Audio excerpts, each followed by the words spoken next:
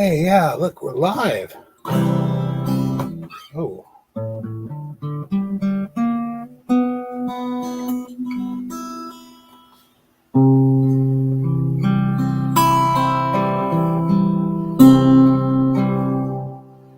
Woo!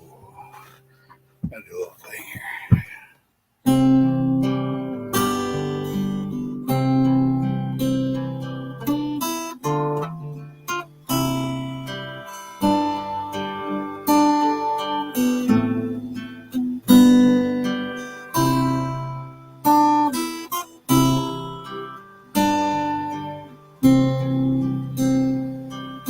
Some men say only compost will do, but I can't help growing my food in. Okay, yeah, that's probably not a good song to be playing. Hello, everybody. It's Wednesday evening, the 30th of, what is this, May? Wow. What a year. It's just, spring is just coming right on us. It's May the 30th, 7:30 p.m., so it's time for another live stream. Good evening. I am Jason with Green Country Agroforestry. If you're watching on the replay, hopefully you'll be able to see live chat comments and that sort of thing coming up over there on the side of the screen. But if you're tuning in a day or two afterwards, they won't show up. Quick shout out to Sassafras Red, Vicky Savage, and of course Arkansas Woodcutter, already in chat. Sassafras was saying last night threw me off because I tried to do this stream last night, and I was greatly confused. I was like, wait, where is everybody? It's Wednesday. It's 7:30 p.m. I did the live stream. There should be at least one or two people showing up here, but nobody shows up. I got a little bit confused, and then I realized, oh, it wasn't Wednesday. I had been out working on some irrigation projects in the backyard, and those will be coming up 2 weeks from now, I guess. We'll be able to see those, and I just somehow managed to forget which day it was. Vicky says, don't you just know it? Signal died. Internet problems out there. All right. Now, given the nature of tonight's conversation, I probably won't read every comment because there may be some that, if I read them out loud, are going to automatically result in demonetization. Demonetization. Can I say that properly? Demonetization? Probably. Possibly. Who knows? I'll be cautious, but there's no guarantees. Now, the thing behind me, oh, that's a poppy. It's one of the new plants that we're growing this year, bread seed poppies. We are not going to be growing over the drain field as far as I know. Lisa's here. Hey, what's up, Oklahomies? Hi, Lisa. Oh, Lisa, I have not gone and watched the video on pulling moisture out of the air trap thing. I think that's what it is. You sent me a link for. I haven't watched it yet. I'll get around to it eventually one day. It's just I've been really, really busy. I've been so busy that for the most part, I've been running the camera, and then whenever the battery dies, I just take it in, plug it in, and forget about it until I get done doing what I'm doing. And if I get enough video together to actually put one together, maybe I'll have something. I have one coming out on Friday, which is kind of an expansion on the old gopher-proof garden bed idea. That one's been set up as a premiere. You can go ahead and go to it and click on it and see the trailer for it, which is kind of cool. As a matter of fact, let me go ahead and drop that link if you are interested. You don't have to click on it right now. I decided to try this new trailer idea, or trailer feature that they have, and I might at some point in the future. Let me get the link here real quick. At some point in the future, I might start these live streams out with a trailer into Premiere into the live stream. So we'll have like a sort of a set piece introducing everything before we begin a topic. Hello, Katie Moyer. Hi, how you doing? fellow gardener saying hello. That's weird. Why am I seeing that symbol over there? It looks like from my perspective here, it looks like the loyalty badge next to your name is the default and not the preset one that we programmed. But that might just be because I'm watching on StreamYard and not everything that passes from YouTube shows up on StreamYard. I don't have YouTube running simultaneously. Veteran Iron and Wood is in the house. Woohoo! Hello there. Long time no see. All right. So indoor outhouses. Fun. On the farm that I grew up originally, out back, where is that? A little southeast of here, we had an indoor outhouse. 5 people using the indoor outhouse, and of course, septic system, drain field, all that good stuff on it. Whenever we packed up and relocated to Missouri, in Southwest Missouri, we had the septic tank system. Well, not originally. We started out with the plain old simple regular outhouse that you dig out with a pick and shovel. That was fun. But eventually we managed to crack open the top of the mountain and put a proper septic system in there. And of course, where I'm living now, we have a septic system. So I've lived with one of these things in the backyard or on the side of the yard or somewhere around the vicinity of the house for several different times that I've lived in a place that has them. I don't know, a lot of folks out there are living in places that have a septic system or might be considering, whenever you're doing your construction for your new homestead, off-grid, whatever, putting one in. There's some things to consider, percolation being one of them. If you can't get the stuff to percolate through the soil, then it's not going to work at all, and you have to come up with another idea. Lagoons are a possibility, although I can't really speak from experience about lagoons. I've only seen one of them once, and that was an actual commercial treatment center that was being operated clandestinely by the Tulsa County Parks Department. It was in an area that you weren't supposed to see, but I, being kind of an explorer, went out and found it and thought it was kind of a neat feature. I didn't go play around in it, but you can see all the vegetation that they had planted to process the solid material that was being run through that area of the parks. It was, not connected to a city sewer. They had to have some method of treating the waste material that was being produced. So those are also a possibility. And oddly enough, yeah, you could actually grow. I don't know if you'd want to grow food in a lagoon, but you could grow something that you're producing for biomass in one. All right, so Veteran Ironwood had a comment here. Said, wife decided to see how many points she could score by rolling my car. Oh, wow. Oh, well, I hope she's all right. I've only been in one car rollover accident in my life, and it was a bit terrifying. Came out of it perfectly okay, except for a little cut from a piece of broken glass while I was crawling out. But it was very scary. We'll put it that way. All right, so Mary's with us now. Yay! Okay, so let's see. I've got a little thing here to pop up on the screen. Let me share this. We're going to share. Let's share window. No, Chrome tab. There we go. This thing right here. Here we go. And let me do a modification so that we can see. I'm going to put my head down here. This is from. Let's scroll up to the top. Inspectopedia. So it's a site for building, making sure that your building is up to code. I've been looking at this, or had looked at this a few times whenever I was thinking about how I would process a larger acreage, because we're getting to the point where this one is going to be filled up with stuff here pretty soon. And if I get this one running properly, then perhaps I will have earned the earned the privilege of working on something larger. And so waste treatment is something I really wanted to think about. And there's a lot of really good information on this particular site, which I'll link up here as well, because it might come in handy for people that are going to be doing their own construction soon. You've got to think about sanitation and what you're going to do with all that stuff.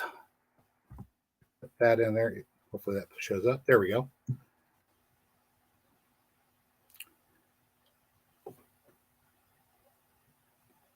I'm not even going to try to pronounce that name. It's just planted poppies on a hugel mound that I built to catch runoff from our septic field. There you go. The big question is it okay to plant stuff on these drain fields?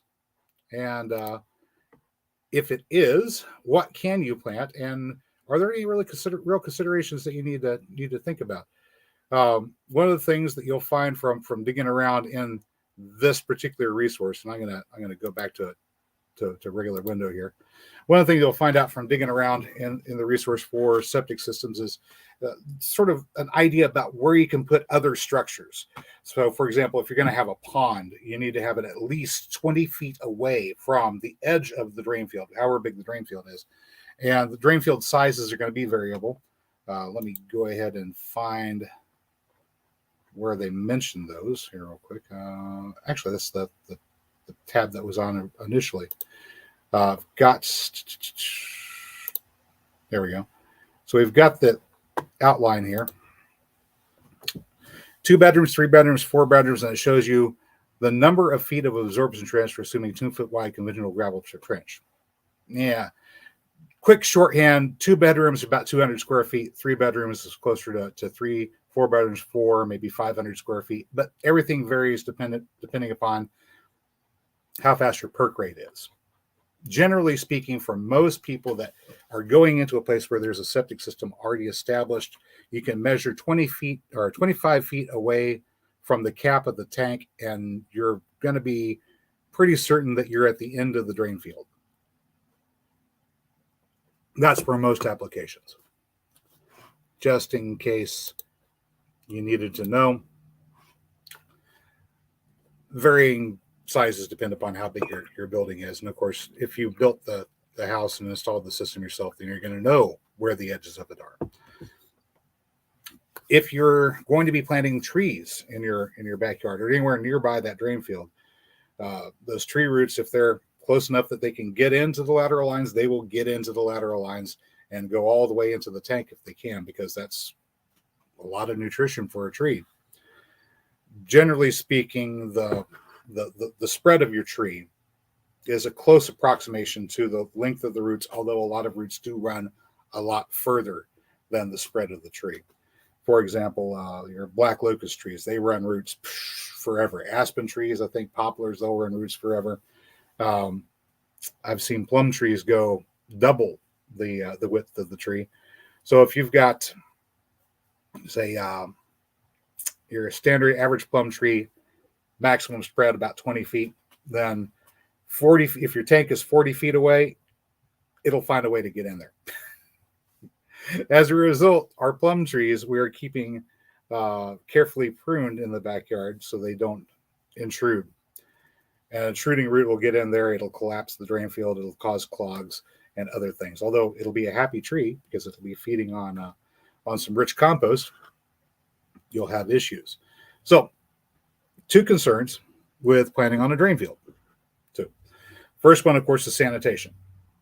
Now, if you're growing commercially, growing food that you're going to be selling, I don't think it's legal for you to produce food for sale off of a drain field, even though it may, under certain circumstances, be perfectly safe.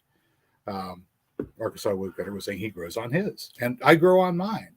But I don't grow certain things on mine. For example, root crops, no, absolutely not. I'm not going to grow any root crops over the drain field. And there's a good chance that by the time we get to the surface level, because there's anywhere from 2 to 3 feet of soil above where those lines are, there's a very good chance, but by the time anything manages to make it to the soil surface level or where that root crop is growing, that it's coliform bacteria aren't going to be on it. It's going to be perfectly safe. But I don't believe in taking any chances. And even though, I'm probably going to be, washing thoroughly and cooking those roots before they're being eaten, there's something about that kind of grosses me out. Other crops that I put on there, though, annuals, things that grow well above the soil surface and are not going to have spatter on them from the soil surface, are fairly okay to grow, especially if there's something that's going to be cooked. So I've got the drain field area back here on the back reserved for growing corn primarily, because this is going to be always cooked before it's used, or it's going to be served up as bird feed. In any case, it's not going to wind up being a health concern to eat it.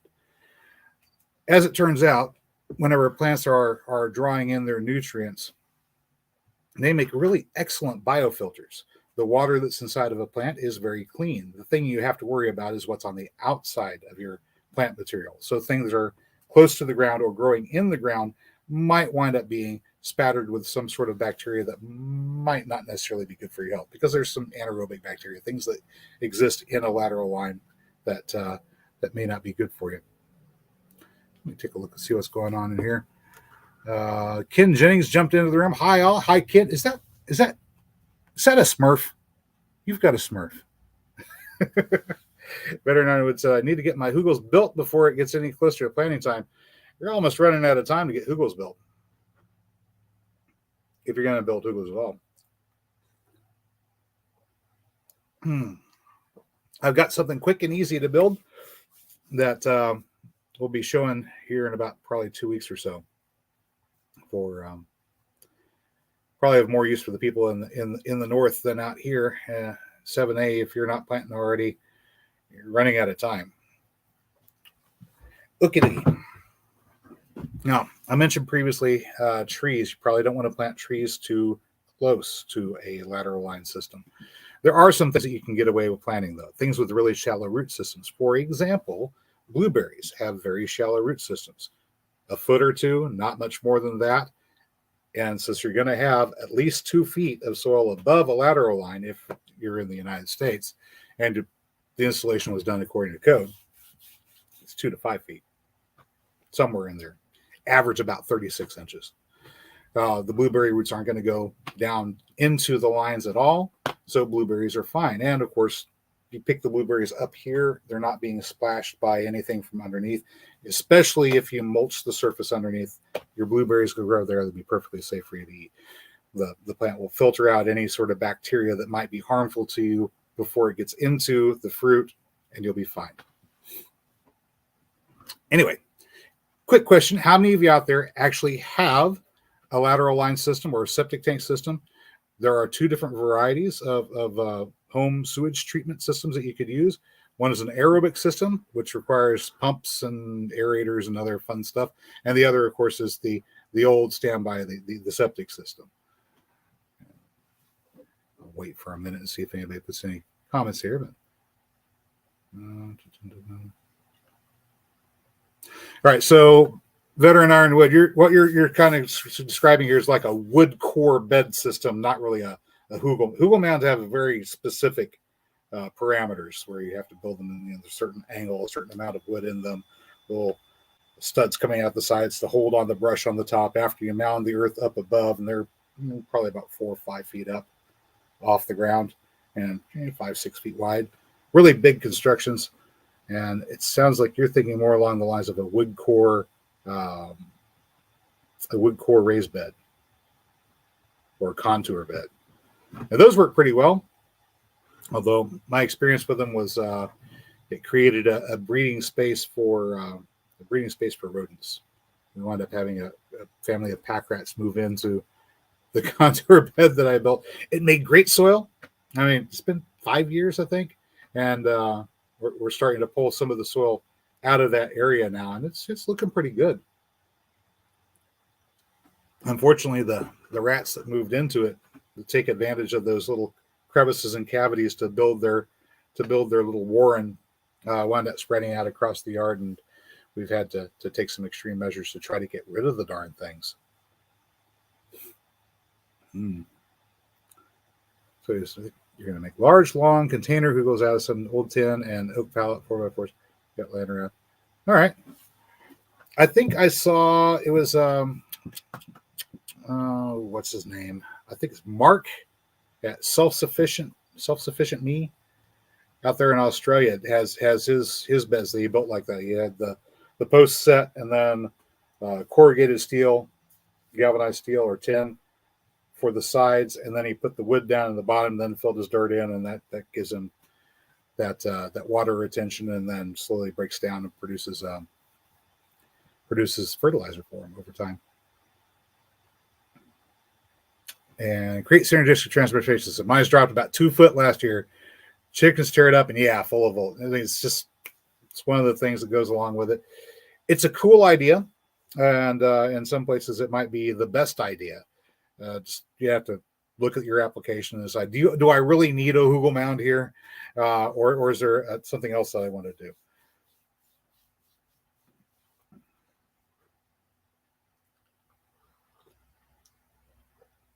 Okay, so we covered measurements, figuring out where your mound system is, or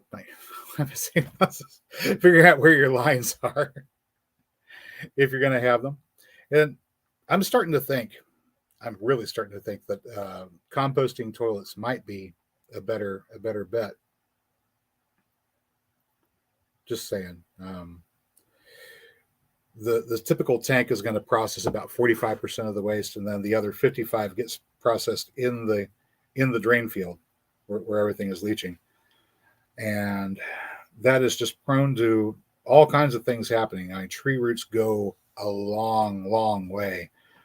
While I was doing some work out there yesterday, I kept on running across roots from a sweet gum tree that's quite a ways away, and roots from a black locust tree, which is in the neighbor's property, which were running all the way over here, probably a good 70, 80 feet, reaching for, you guessed it, they were headed right to the drain field. So I've been chopping those out with a mattock and trying to pull those out and get them out of there. Doing a lot of trench work well away from that drain field because there's something else that I'm doing. I can't talk about it right now because it's a secret. You're not supposed to know. Anyway, let me see.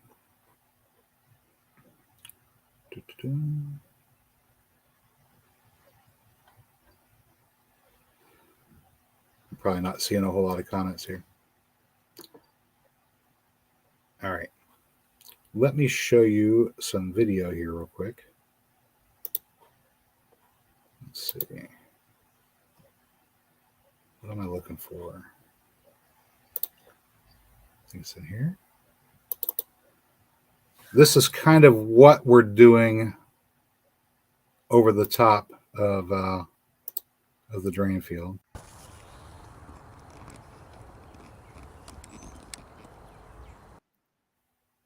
Oh, there we go. Let me jump ahead. All right, real quick. So this is the area. This is the area where I'm getting ready to start some peas. Well, actually, I got them planted a couple of days ago. The space in between those two T-posts that you see in the video here, that's the size of the drain field from one end to the other, and it's a little bit wider across. You don't see it all in this frame, but it's about 20 feet or so across. And what I did there was took the T-posts, spread them out 20 feet across, so it just covers where the field is. And I put those cattle panels on the very end. So there's two T-posts, cattle panels in between, and then I'm running the twine across the base to just sort of mark my rows here. This is raw and unedited video. Woohoo! And you can see where we have the wood chip mulch. All right, so here we wood chip mulch down there between 8 inches and a foot apart, which should be fine. I planned on having a foot for spacing. This will do just fine. After the peas, we're going to be planting corn in there. So the peas will be the first thing coming up. And I'm really growing the peas, well, primarily just to get the soil ready. They'll get started. I'll pull most of them up and I'll compost them. The cattle panels are also 16 foot here, but they're 4 foot wide. So what I did was I took the cattle panel, cut it in half, and flipped it up on its end. So I've got an 8 foot tall and 4 foot wide trellis. This is pretty exciting. I've got 2 free ends. I don't know which one I want to use. All right. Let's skip ahead here. They are just tying off those cattle panel trellises at the end.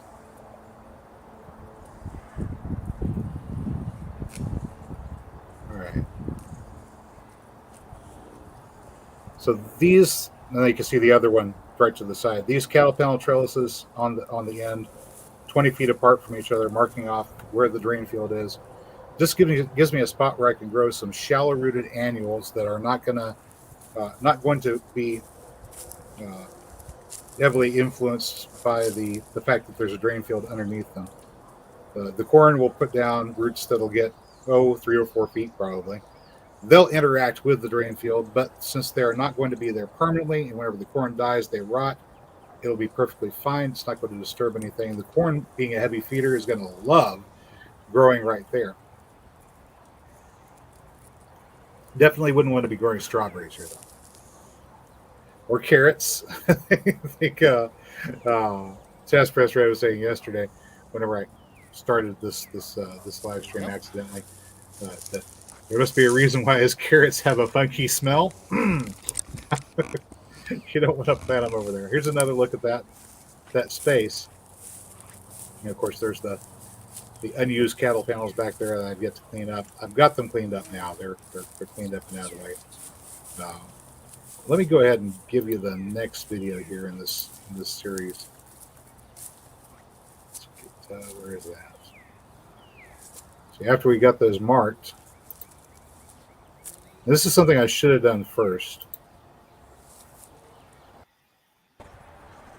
Where are we at? Oh, I saw him out there a minute ago. Oh, he's behind that post. Oh, fairly big bird. Started out trying to chase down a robin. He didn't want me to video. Yeah. I've just been having the worst time with wind lately. Okay. It's too windy. Video. So 2 years ago, I put down wood chips about 6 to 8 inches, and I covered the drain field as well. And things just grew up in there, filled in the space. There's a lot of that Lamium purpureum, the purple dead nettle, that's in there. I don't mind that being there. It's a good ground cover, and the bees love it. They're out there right now working that purple dead nettle and getting the nectar out of the flowers. So I'm trying not to remove too much of it.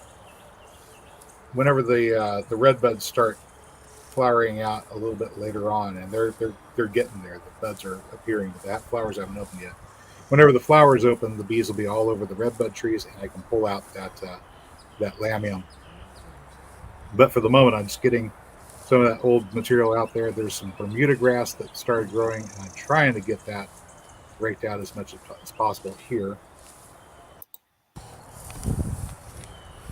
And we'll just show you what it looks like. So in some places, like right there where my foot is, it was nothing but Bermuda grass.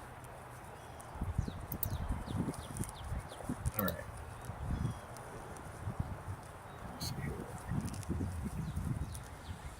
This soil surface is what you get after getting about 6 to 8 inches worth of wood chips down and letting them go for a couple of years.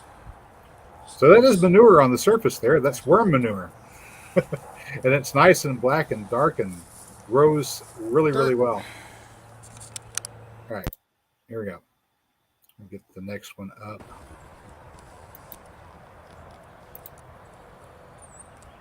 All right, this is after we got our raking done. A real quick view of what that looks like. Jump ahead. Oh, hang on. Just going to use the point here, get down the ground. So this is a really simple way, if you're doing no-dig gardening, to get your furrows cut where you're getting ready to direct sow. Now this is at March 15th approximately. That's whenever I start early peas. I'm growing an Alaska early pea here. I probably won't edit and release this video, so I'll just show it to you right now. Using the pick end of the pickaxe, I can rip a furrow really easily. It does minimal disturbance to everything else. And then you just pull the roots out of whatever's in the furrow track itself, Simple trench. and plant right in there. Just the And of depth course, of the this is once again for the people small. that are just jumping in here. This is right in, or right over the top of our septic tank drain field. The Very, twine very that's there minimal is about disturbance 6 inches off the ground, of and that'll be the first spot for microbiome of the peas growing soil up here. to be trellised onto, and then we'll do another one at about 18 inches or so, or maybe 12 inches. I don't know. I haven't decided yet. We'll see how robustly the peas are growing, and we'll put another piece of twine up there, which will keep the peas well up and off of the ground, so we don't have to worry about them laying on the surface and picking up any sort of nasty bacteria. Easy peasy. But that will be early sweet peas, and those will be followed by corn, which will begin planting on the 15th of April, which is just a couple of weeks from now. You see how quick and easy it was to cut that furrow? That's a 20-foot furrow cut with a pickaxe by hand. Zip, zip, zip, and we're done. Really quick, really easy. All right, let me pause this and go up here. I'm going to grab this bowl that's over here to the side here. This is the corn that we're going to be planting. There's a bug on there. This is the corn that we're going to be planting. This is the big horse spotted corn. Let me get that close to the camera. Big horse spotted corn that we grew this past year, and really a great corn for northeastern Oklahoma. This is a native corn to northeastern Oklahoma. It's the kind that was grown by the Osage, who lived out here before the Europeans ever arrived. And the reason that there aren't so many Osage out here is because the Europeans arrived. They worked out a treaty with the Osage to have them relocated to a small area and left this region of Oklahoma, which wasn't a state back then, to become a buffer zone between the United States over here to the east and the western tribes to the west. That was what they were told. And then they turned around and packed up and relocated a bunch of the eastern woodland tribes and moved them out here. And they tried to move the Seminole too, but with less success. Let's see. Create synergistic transformation is saying Flint. Yes. No. It's a little of both, actually. It has some aspects that are definitely flint corn. You can find, well, that one. Okay, so I don't know if the camera can pick this up. This one is dent. Can you see the little indentation on the top of the kernel? So this one is dent, but if I look hard enough, I can find one. Let's see. Here's a good example. I can find one that dried out hard and no indentation. You see that one? So it's somewhere in between a flint corn and a dent corn. It's a flour corn. You can eat it fresh if you want to, but this particular type of corn, it has all the different genetic characteristics of most of the corn that you can find out there, not counting any mutations that have occurred in the germline since it broke off from this particular parent corn. It's the closest you can get to the original corn, is what I'm trying to say. You'll have 8 row, you'll have 12 row, you'll have 14 row, various different colors. I'm only planting the white and purple speckled corn that I got out of. I got red, I got black, I got a little bit of yellow, and all the genetics of the various corn that are now grown throughout the world today came from this variety. And I'll have probably some for sale come next year, if we're all still here. Because if it can survive here in Oklahoma, it can survive anywhere. We go to extremes here. All right. Where were we? I got derailed. Asking about the corn. Oh, yeah. I remember. Let's go back to here. Oh, shoot. I removed it from the stream. There we go. All right, so after we got those furrows cut like that, we just come back and jump ahead a little bit here. Make sure Just that come our back and furrow is not rake too through it deep. and pull out the roots We just go like in that. plant. Quick and simple. The Just the below vegetation that you see on either soil side of that surface. is more of that purple dead nettle. It's not going to hurt Just anything get being all there. the stuff out of the furrow. Now the spot, mainly from, I guess, from the perspective you're looking at here from the left, that spot there on the left hand side that has all the vegetation, that's going to be stripped out. As a matter of fact, right now I have most of it stripped out. Pulled the sod out, and we'll put in some mulch there. And as the season progresses and the peas come up, I'll begin adding additional soil on the top to build sort of a raised bed area where the corn and peas are.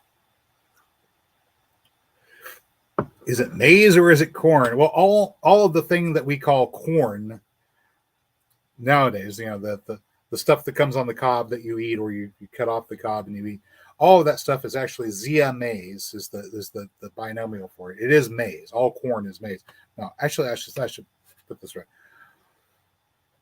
All maize is corn, but the place that that people get hung up on is, once upon a time, before the Europeans encountered corn that we now know today as corn, maize, any sort of seed producing grain was called a corn. So if you grew barley, the little pieces of barley, that was barley corn. If you're growing wheat, those would be wheat corn, so on and so forth. Millet would be, each grain was called a corn. And generally speaking, if you're talking about a grain crop in those days, you would refer to it as the corns. It's just sort of a testament to how amazing of a plant maize was, that eventually, whenever somebody said corn, they were talking about maize. And that's how the language changed over time. But all that stuff that we're calling corn these days, in modern English, it's all maize.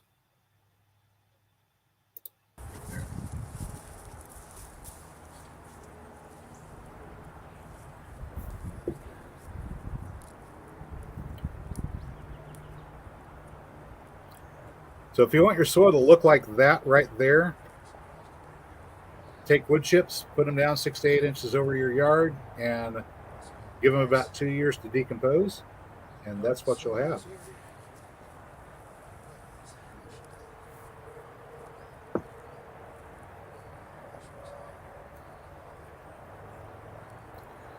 It won't attract termites. Don't worry. It won't necessarily suffocate all of your running grasses out, incidentally. If you've got Bermuda grass, if you live far in the south, Bermuda grass, getting rid of that stuff is it's more of a marathon than a sprint. Well, you'll have to keep on coming back and suffocating it and weeding it out and working at it. Eventually, you will be able to get rid of it, but it does take some time. At this point in time, now only 2 years in, I still have Bermuda grass. I managed to get rid of the Johnson grass after, I think, the second year was the last time we saw any Johnson grass. We had just a little tiny bit come up, and we went in, rooted it out, and it's now gone. And Mary is laggy. It's okay. I probably am too.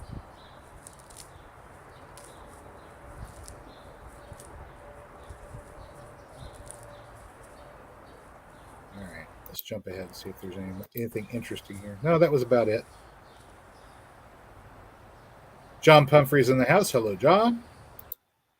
All right, let me pause that and let's go share a different one. So that's just setting up your furrows, and let me show you what we did after that.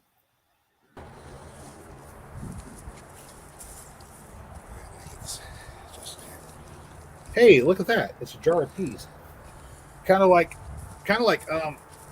this Now one. I got my furrow dug and cleaned out. So it's not the same jar of peas. Peas here. We planted these a couple of years ago. And 2 years ago. That's when we grew these. Today. And I saved a bunch for seed because I knew I was going to want more someday. Altogether, we've got 15 rows, 20 feet long, I am just going going in to over drop these that in thick. going over that drain field. And I'm sowing them awful heavy in this video clip. I can always You don't have to sow them this heavy. I was just feeling lazy, and I have a whole bunch of seeds, so I just spread it in there. And it's no big deal because I have so much. And also, I want those peas for biomass. I'm actually growing them not just to have peas to eat, but I'm also growing them to have material to kickstart my composting operations with. That's right.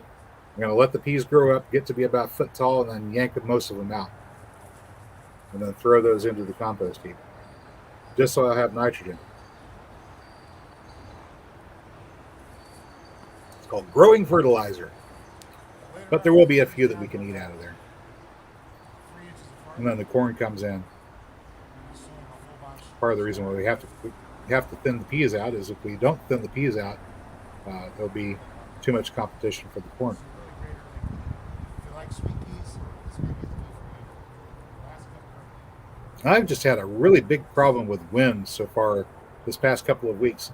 2 weeks ago, I had a really nice video planned where I was setting up a series of new strawberry plantings and making fertilizer, mixing up gypsum and other materials, worm castings, stuff like that. And the wind was blowing so bad that I couldn't salvage any of the video at all. It was just nothing but wind blowing.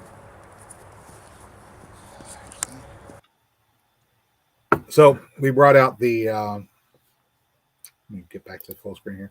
So I brought out the lavalier mic, this thing here.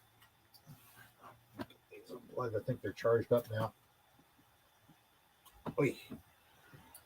So we got these things, lavalier mic and a little remote setup. We're going to try using this again. Hopefully it'll work this time. I was having issues with this 2 years ago is when I started trying to use this, and I just kept on getting odd interference, which I don't know if that's still going to be a problem or not.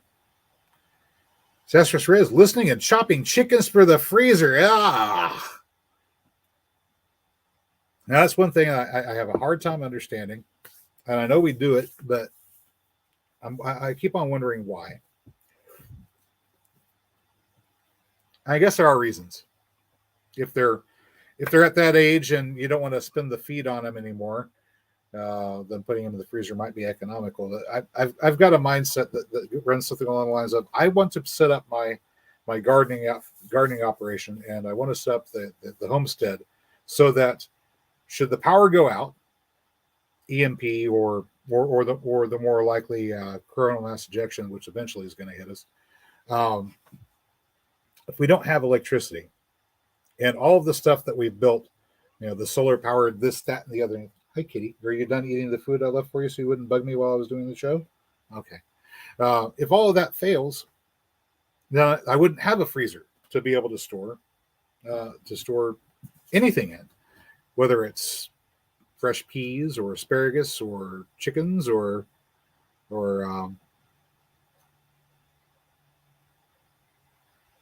what's on the spit poke? Oh, anyway. So why do we grow so many animals and then put them in, process them and put them in the freezer? Why don't we harvest them and prepare them whenever we're ready to eat them? I guess would be the question.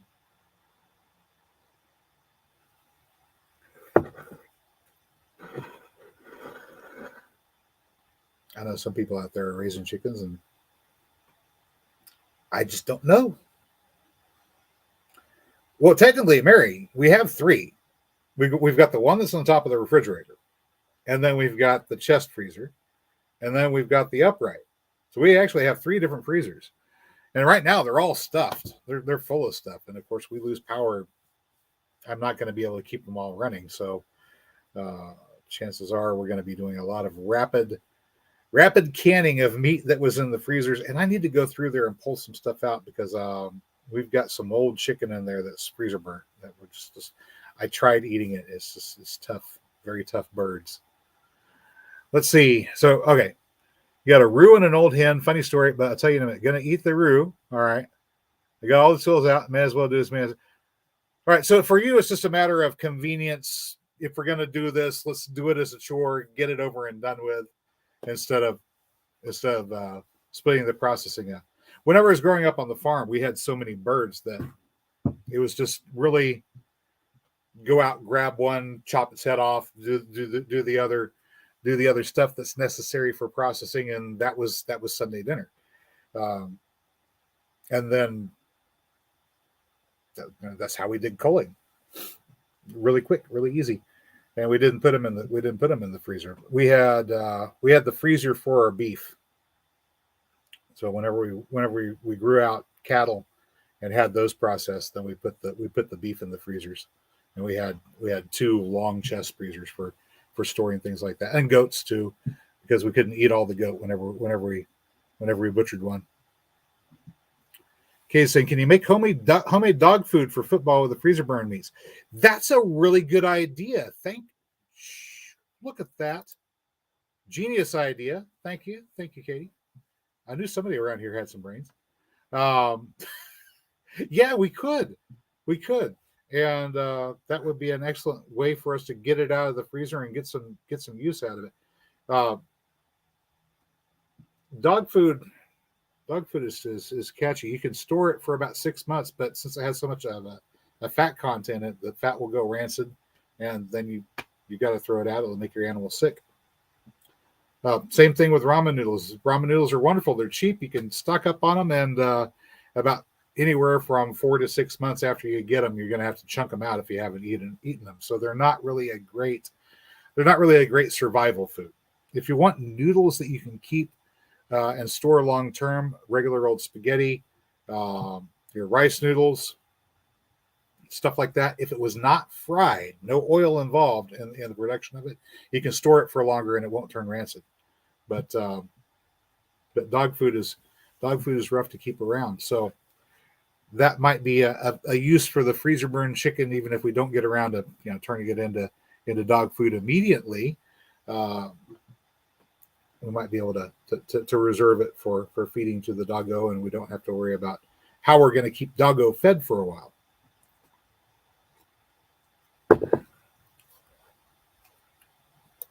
All right, and there was Mary. We're not going to barbecue possums. I don't care how much you like it. I'm not going to do it. I'm not going to do it. I've smelled those things dead, and I'm not touching them.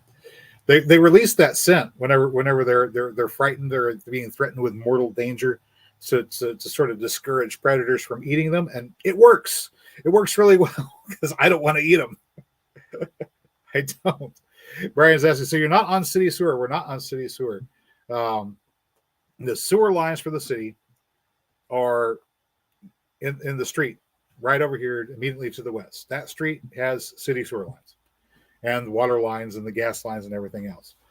And in order for us to be connected to city sewer, they would have to bore a hole underneath the street, sort of underneath there, and get to the line and tap into it. And then we could be big expense, and the city's not going to pay it. So they charge us for sewer access and stormwater and all of that. And yeah, we don't get any city services like that. They do come around and pick up trash. That's about it. And they have separate bins, the recycling bin, which goes into the landfill, and the regular bin, which goes into the landfill. So yay, very progressive. All right. So real quick, this is what Sassafras Thread says. Real quick, before the next chicken, got 6 new chickens, gave 1 silky roux away, kept the gym roux. Roux crows, got him a no crow collar.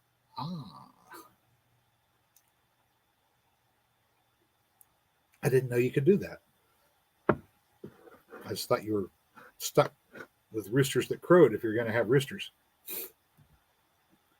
Now, for people who don't raise poultry and you want to have something that lays eggs, you don't have to have roosters to get eggs. Roosters are there to protect the flock from predators, hopefully. Not necessarily very well in some cases. It really depends. And to make sure that you have future chickens, because they they impregnate the hens. And whenever the hens lay eggs, if they've got a rooster, then you might be able to get more chickens. If you don't have a rooster, you're not getting any more chickens. This is called biology.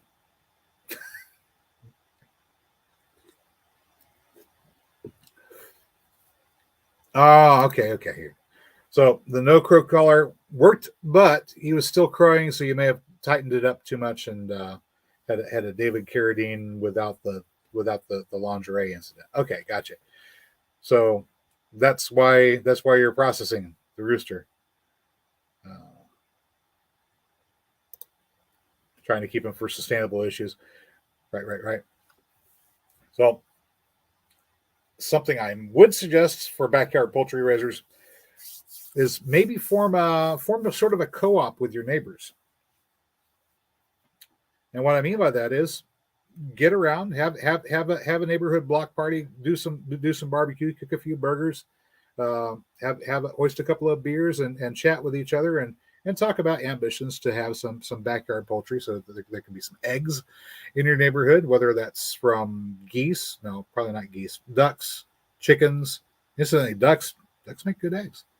Not everybody in the neighborhood needs to have a rooster, but a person that has some experience at raising the poultry and the space for it, this also depends, would be the person in the neighborhood that keeps the rooster or roosters. And you might have more than one person keeping a rooster in the neighborhood or a drake if you're raising ducks. Everybody else can have the layers, and then one or two people in the neighborhood would have roosters or drakes.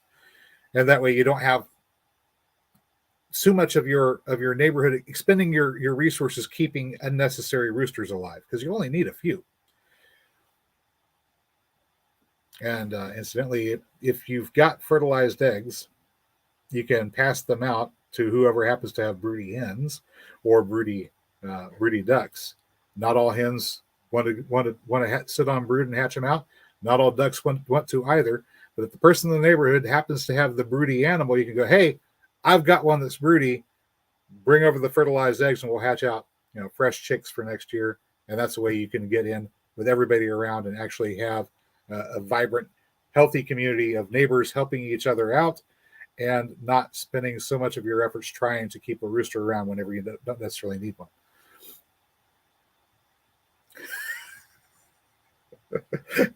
Yeah, I'm talking chicken relations. Yeah. So Katie says, my hens are happier since we found a new home for a mean rooster. 8 hens, 8 eggs per day. Nice. Yeah, if you've got a limited number of hens, 2 or 3, and you've got a rooster or a drake with 2 or 3 hens, wow, that rooster is going to be distracting the hens and keeping them from going about doing their business. We'll put it that way. It's too much rooster for the number of hens that you have. And for the average backyard, 2 or 3 hens is about all you can really keep back there without importing a lot of extra inputs to keep your flock running. That means buying feed. If things go bad, where are you going to get the feed from? Well, I mean, yeah, you're going to have maybe the neighbor like me that's growing corn on his septic drain field, and you could feed some of that to your birds, but I'm probably not going to have enough to feed more than a few birds, given, what is it, a quarter pound of feed a day? You can let them forage a lot during the spring, summer, fall months, but during the winter, you're going to have to supplement their feed somehow. You can get the black soldier fly factory going, feed them your scraps, go out and harvest and forage for them and bring that in. Once again, it's importing inputs to feed those animals. So if you don't have the space for them, it's a problem. Homestead for a living. Here we go. So we grow clover, grasses, and chicory over a septic, and then harvest for our rabbits, ducks, chickens, and compost. In the tree line below, we plant mulch and forage trees. There you go. That's an excellent use of that drainage space. You can always grow something over it, even if it's not food for you. It could be food for one of your animals.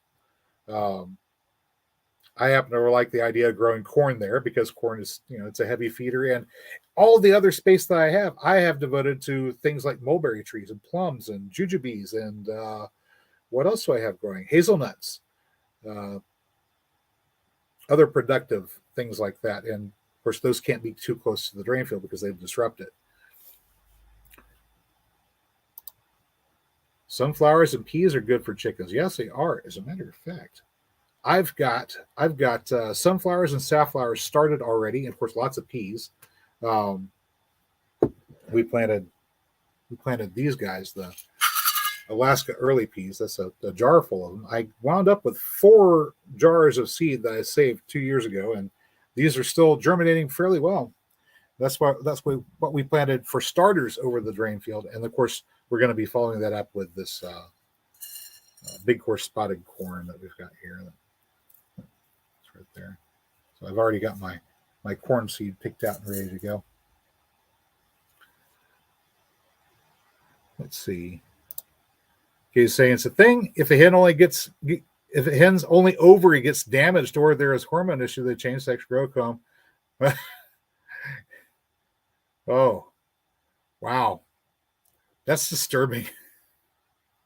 But she's still not able to produce baby chicks from the other side. She just winds up being a butch hen, essentially, if she winds up having her ovary damaged or destroyed. And that can happen from overbreeding. So when keeping backyard poultry, I've got 2 or 3 hens to lay because that's going to give me a few eggs, and that's all we need, and that's all that we have space for. But I need a rooster. The rooster winds up destroying your productivity. That's what I said. We do a compost system like Sean and Sasha do over at Edible Acres. Oh yeah, guys, if you haven't checked out Edible Acres, you should. Great channel. They're up in Finger Lakes region in New York. They run a permaculture nursery. I think they've got a ½ acre where the house is, and they've got an additional 5 acres for the nursery. And they sell out fast. I mean, oh my goodness, fast. Sean told me, I'm actually a member over there at Sean's channel, but he told me when he was going to be posting his spring plants for sale. I wasn't there the day that he posted them. A couple days later, they're just gone. Everything sold out. So, yeah. They grow a lot of interesting stuff, and I like to grow lots of interesting stuff. So I was able to find a few of things I was looking for, though. I've been looking for the Bunias officinalis or Bunias orientalis, the Turkish rocket. It's Turkish warty cabbage, but Turkish rocket sounds more marketable. And I know that Sean had it, and I went to go get it, and 2 years running trying to get it. This would be the year number 3 trying to get it, and sold out. By the time I get around, he's already sold it. I found another place called Edgewood Nursery that had some. Don't look. Well, you can go look, but they're sold out now. So hopefully the stuff that I got, I can propagate and have some for you guys either next year or the year after, if we're all still here. Another thing that I'm going to attempt to have by next year are the offspring of these guys here. Get out there. Got a bug crawling on. Look at this. Oh, let me change the green screen real quick because you're not going to be able to see it. Let's go to blue screen real quick. All right. So this is one of the projects we're working on. I know it's weird. It's one of those 72 cell plug trays, and those are peanuts that are coming up there. Peanuts. And I've got tray after tray of these started because whenever you direct sow peanuts, at least around here, the squirrels come out of the woodwork and they snatch them up out of the ground. So I figured, hey, you know what? I think I'll start them in a plug tray and then move the plants where I want them instead of doing 3 or 4 peanuts in each spot where I want the plant to grow as a ground cover, because I discovered it makes a great ground cover. And of course you get the nuts too. But if you're just putting the seeds in the ground, you run the risk of having the squirrels grab them. If you've got a plant that you're putting in the ground, the squirrel's not as likely to go after it. But you got to watch out for rabbits at that point, because rabbits love eating peanut greens. And we've got a few. I've seen a few fairly large jackrabbits skulking around the neighborhood. Let me get back to my screen here. Turn it back to green. Boom! There's the poppy again. course, poppy is another thing that we're growing this year. Let's see.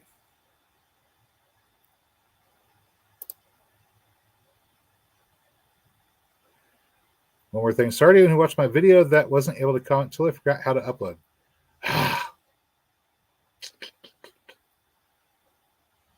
Let's see.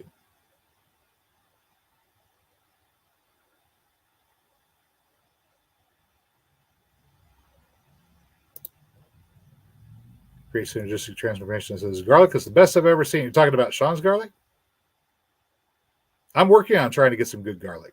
I've got 2 strains growing, and as a matter of fact, in the pursuit of getting my garlic, and also the Egyptian walking onions that we're working on propagating and getting enough to share around. That's what's coming up on Friday. We've got the gopher-proof bed system. All right. It says, yes, the hardneck is huge. Hardneck garlic. We're growing a softneck variety here. It's not huge. They're probably about that big around for a bulb. Not bad size. You get about maybe a dozen decent cloves out of it. But I'm taking a Spanish red and the California white, and eventually we'll have them crossbreed, and hopefully we'll come up with a new variety that's kind of pinkish. We'll see. I'm going to see if I can develop a new variety that's climate adapted to zone 7A. But at the moment, that gopher-proof bed is being used as sort of a nursery for garlic. But you will be able to see how it's constructed on Friday. We'll have a premiere Friday night for the gopher-proof bed with a top rail trellising system. So we can grow anything in it that you don't want the gophers to eat, and then you also have extra planting spaces for things like marigold, mint, other companion plants all around it, and a top rail for growing vining plants, and then a cattle panel trellis on the ends is there too as well for the stuff that's a bit sturdier that just a piece of twine won't support. But for those of you that don't know, hardneck garlic is your better choice for colder climates. It survives better than the softneck stuff. The softneck, I think, is better for making garlic braids. But in any case, hardneck will always produce escape. That's that little flowering stalk that comes up, and the softneck sometimes will, sometimes won't. If you're wanting big cloves of garlic, always cut your garlic scapes off before they can get too big, because once the flowering parts come up, they'll cause some damage to the plant if it's spaced too close together, and you'll lose your garlic, which is what happened to us the first year that we tried growing it. Yeah. Garlic coming up, planted in December. That's late, but then again, it all depends. I got ours in, I can't remember when I planted it. I want to say November. I think it was in November. I think I recorded it. I don't know if I made the video and posted it, but whenever I made the very first gopher-proof bed, we planted some garlic. Yes, we did.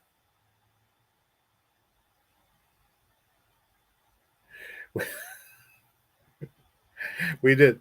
The very first gopher-proof bed that we built, I believe, was called "Protect Your Fall Root Crops" is the name of that video, and whatever time of year that was, that's when we got it planted, and it's coming up nicely. The stuff that we put in protected areas, two different techniques that I tried. One was the gopher-proof bed, first version of it that we now tested, and yeah, it works. Keeps the burrowing critters out. And the other one was just taking a piece of hardware cloth and folding it into a V, and then putting that into a trench, filling the trench in with the earth, and then planting into that trench with a rock on either end to stop the gophers from getting in that way. So the only way the gophers are going to be able to get into that area is if they climb up and then over and then dig down. And I don't think they want to do that. They might, which is why it's more gopher resistant than gopher proof, I guess. If they were determined, they could get in there and get the garlic. But otherwise, we're going to have garlic this coming year. Yay. And it won't be dinky. It'll be nice, fully developed. I learned a lot of things along the way. Spacing is important. You can't let them get crowded by other things, including other alliums. They don't like it.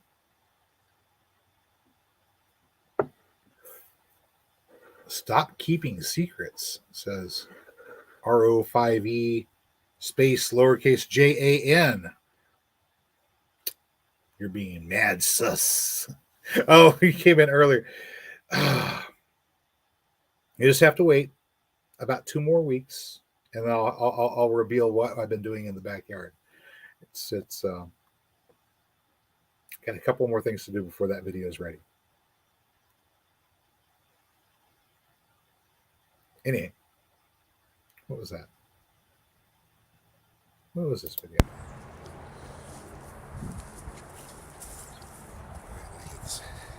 Oh, that was the planting peas part. Okay. Let me remove these things real quick.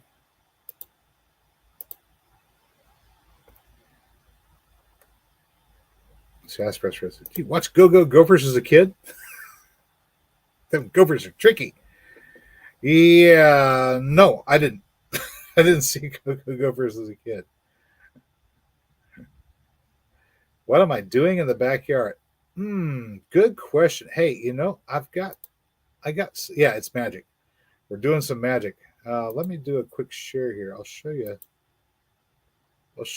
something that I can show. I think. Let me see. Where'd I put it? Is it in here?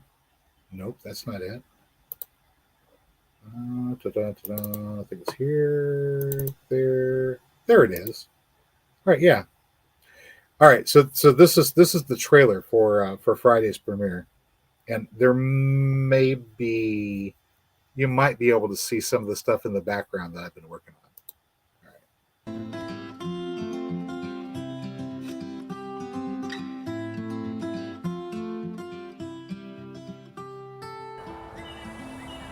Caddyshack. I remember that one. Ah, spring. It's a wonderful time of year, isn't it? The birds are singing, the bees are getting out and visiting the flowers, everything's turning green. You just want to get out there and get started in the garden. Finding those wonderful vegetables like your onions and your turnips, beetroot, carrots, things like that. Root crops. I love those tasty root vegetables, don't you? Hey, you know who else loves those tasty root vegetables? Gophers do. That's who. And you can do all kinds of things. You can try to get rid of gophers. You can try things like traps. These little solar-powered mole chasers that you can get that make a little noise. You can even try these repellent granules to make a bad smell. Makes them go away. But when it's all said and done, you've spent a lot of money and you've lost a lot of vegetables and you still have gopher issues. I've come up with the means. Shut up. I've come up with the means to deal with this problem, and I'll show it to you right over here.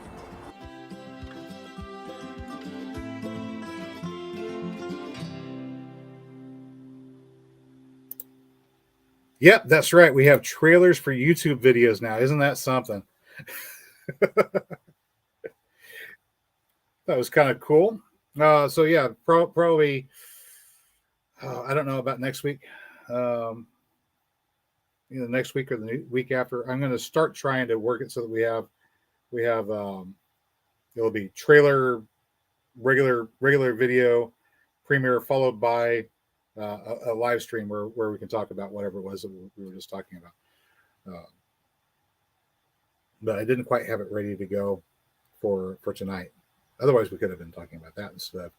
Is it safe to plant stuff over your septic system drain field? And yeah, of course, it depends upon what it is. I hate using that. It's a depends answer, but that's what we got. So we've been going for about an hour. Any questions, comments, complaints other than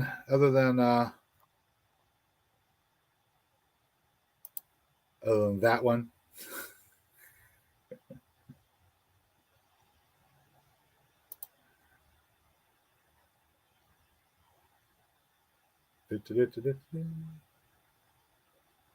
All right.